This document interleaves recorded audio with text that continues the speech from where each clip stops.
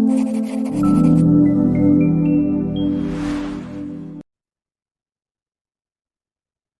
everyone, Assalamualaikum warahmatullahi wabarakatuh. Berjumpa kembali dengan saya Hafilan Zainul Umam, mahasiswa Magister Sains Manajemen Universitas Airlangga. Pada kesempatan kali ini, teman-teman sekalian yang berbahagia, kita akan mengulas sedikit bagian dari materi mata kuliah filsafat ilmu, yaitu tentang materi moral courage atau keberanian moral. Hal ini merupakan sebuah konsep penting dalam dunia kerja modern. Mengapa demikian? Karena dalam materi ini sebuah integritas dan keberanian seringkali diuji oleh berbagai tekanan organisasi ataupun intimidasi yang ada. Sehingga hal ini dirasa perlu untuk kita pelajari bagaimana peran moral courage dalam dunia organisasi modern saat sekarang ini, teman-teman sekalian. Oke, agar tidak berlama-lama, marilah kita langsung membahas terkait apa sih moral courage tersebut. Nah, seperti yang kita ketahui bersama bahwasanya moral courage merupakan suatu kemampuan seseorang ataupun individu untuk tetap bertindak sesuai dengan prinsip ataupun etika yang benar.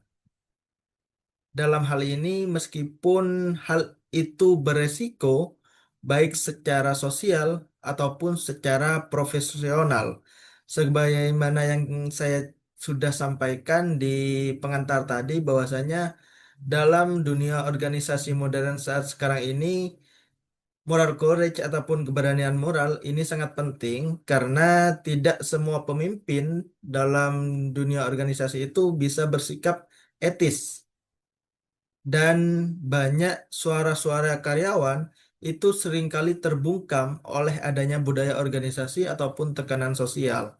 Seperti halnya ketika karyawan itu ingin menolak kerja lembur yang secara berlebihan dengan alasan kesehatan mental mereka. Dan juga masih banyak praktek-praktek moral courage di dalam dunia kerja yang terjadi saat sekarang ini. Nah, pandangan yang berbeda dari Aristoteles, seorang filsuf Yunani kuno, di mana Aristoteles di sini menyatakan bahwasanya moral courage ataupun keberanian moral adalah disposisi, yakni sikap yang terbentuk dari pengalaman ataupun kebiasaan baik, bukan sekedar insting atau ketaatan buta pada aturan yang sudah ada. Jadi pada intinya yang ditekankan Aristoteles di sini bahwasanya keberanian moral adalah sesuatu yang dibentuk berdasarkan pengalaman-pengalaman ataupun hal kebiasaan yang sering dilakukan oleh seseorang ataupun individu.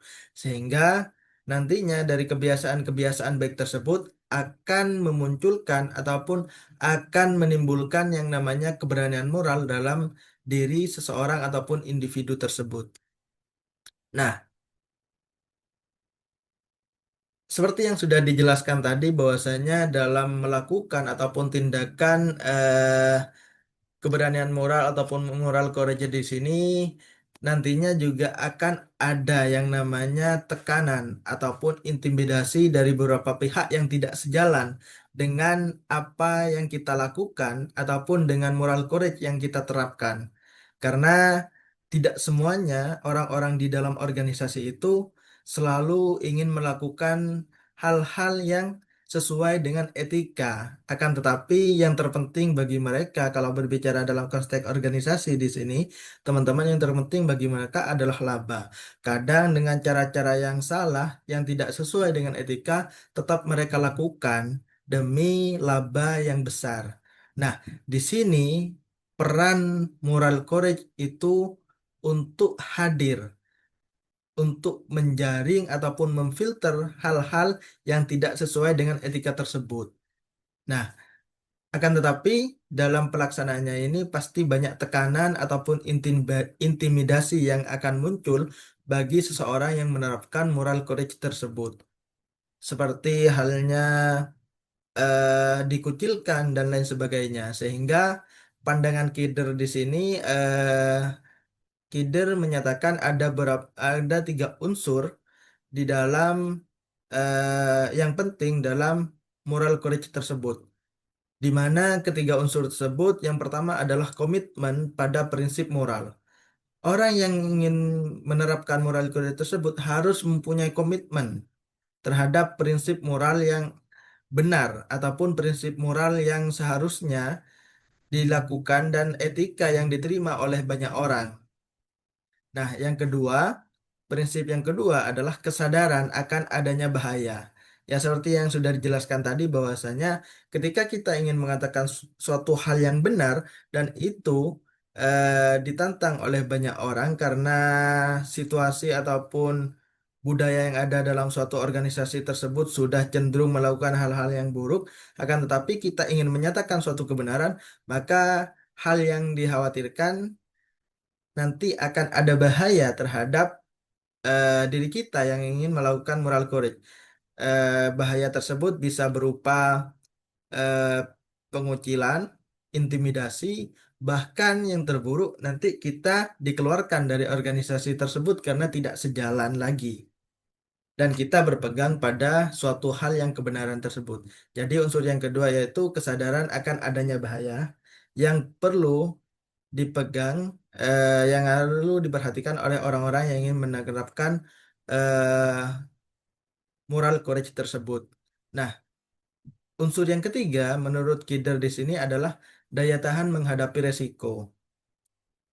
Jadi dari ketiga unsur di sini nantinya akan membentuk suatu titik keseimbangan di mana tindakan berani ini benar-benar memiliki makna moral, sehingga keberanian moral tidak selalu berarti tindakan besar, akan tetapi bisa juga dalam hal-hal yang sederhana dalam kehidupan kita sehari-hari. Kalau dikaitkan seperti kita sebagai seorang pelajar, dalam contoh yang paling sederhana untuk moral courage di sini adalah kita tidak melakukan hal yang menyimpang di dalam proses pembelajaran seperti halnya mencontek, plagiasi dan sebagainya. Dan kita tidak tinggal diam terhadap adanya kecurangan-kecurangan seperti hal tersebut.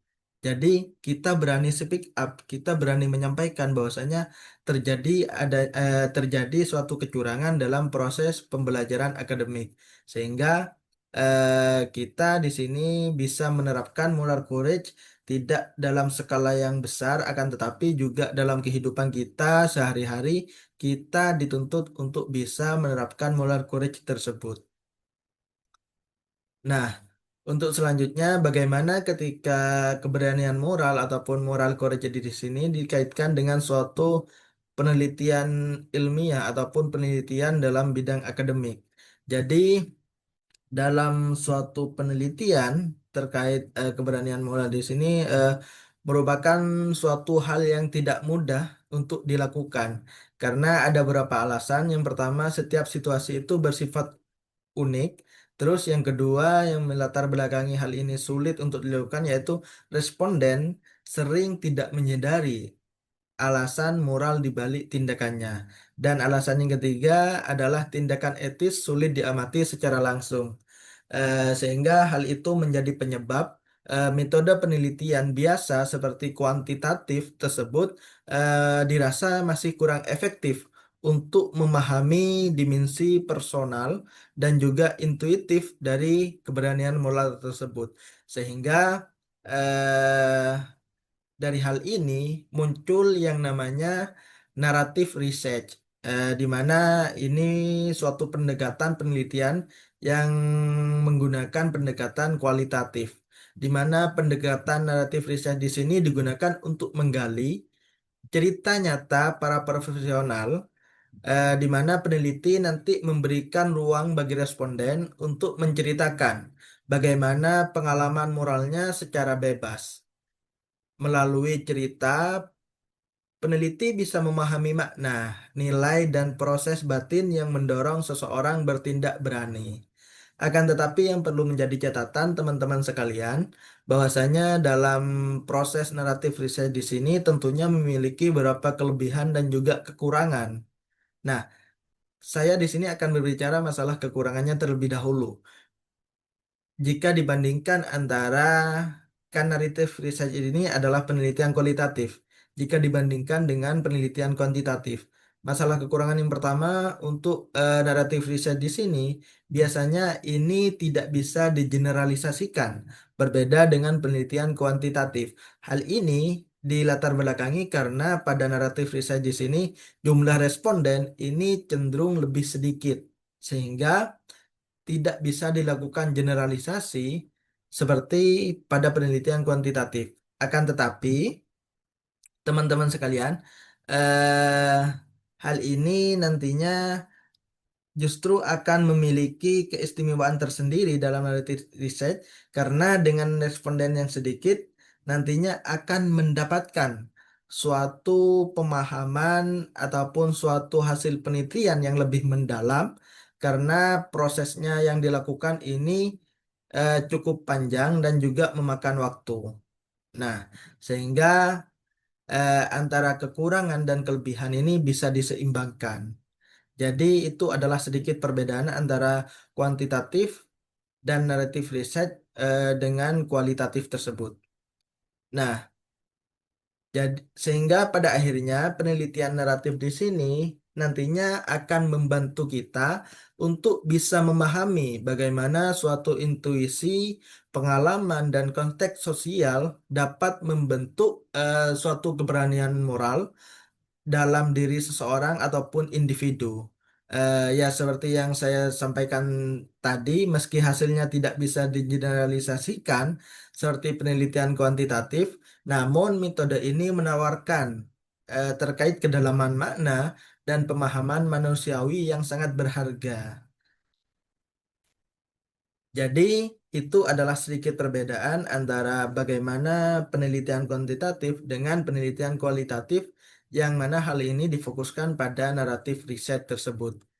Nah, sehingga penting bagi kita, teman-teman sekalian, untuk bisa senantiasa menerapkan moral courage dalam situasi dan kondisi apapun. Karena keberanian moral bukan hanya tentang benar atau salah, akan tetapi tentang bagaimana kita bisa memegang prinsip, menyadari resiko, dan tetap memilih untuk bertindak benar. Ada suatu adagium hukum yang saya rasa bisa kita jadikan suatu prinsip bagi kita dalam meningkatkan moral courage dalam diri kita masing-masing.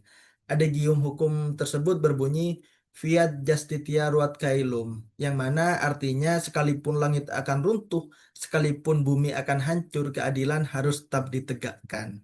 Jadi intinya sahabat-sahabat sekalian, dalam situasi dan kondisi apapun, bahaya yang akan mengancam terhadap kita, kita harus tetap berpegang teguh terhadap prinsip kebenaran. Kita harus senantiasa melakukan hal-hal yang benar sesuai etika dan aturan-aturan yang ada di sekitar kita. Sehingga nantinya ketika kita bisa menemukan moral courage dengan baik, diharapkan eh, kegiatan-kegiatan yang menyimpang, baik itu dalam suatu organisasi ataupun suatu kegiatan apapun, nanti bisa kita minimalisir. Setidaknya hal itu harus dimulai dari diri kita sendiri dan harus dimulai dari hal-hal yang kecil dan hal-hal yang sederhana.